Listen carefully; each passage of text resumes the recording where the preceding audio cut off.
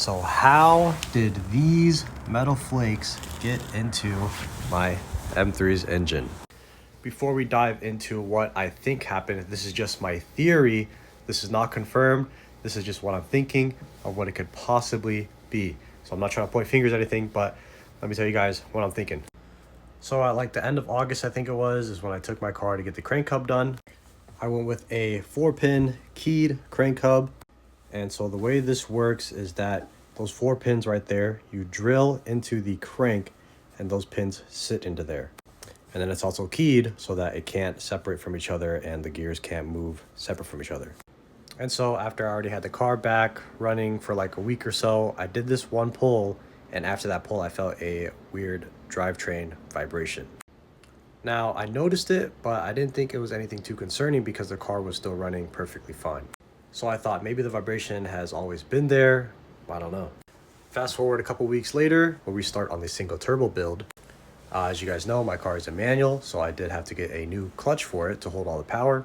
And when we go to tighten down the flywheel, we had a guy up at the front with a breaker bar on that crank bolt, which is supposed to be torqued down to like 300 foot-pounds, something crazy like that.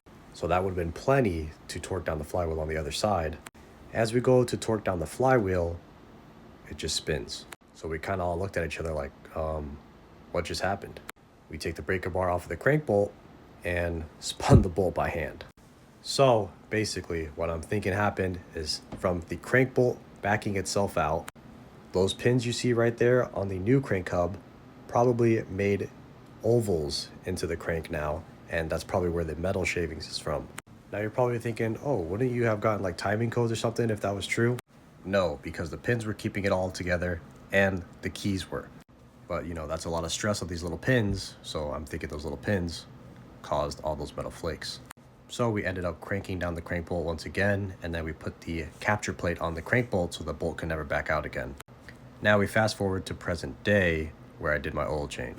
Now when we did do the single turbo build, we did drain my oil, but we didn't like inspect the oil because we assumed everything was still good on it.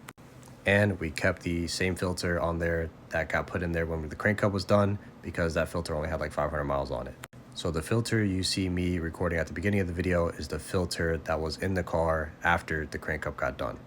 So yeah, it's a little confusing, but basically the theory is because of the crank bolt backing out, it caused the pins to make ovals instead of circles in the crank, and that's where the metal flakes are from. Once again, none of this is confirmed, but we will definitely be looking into this and pulling that all apart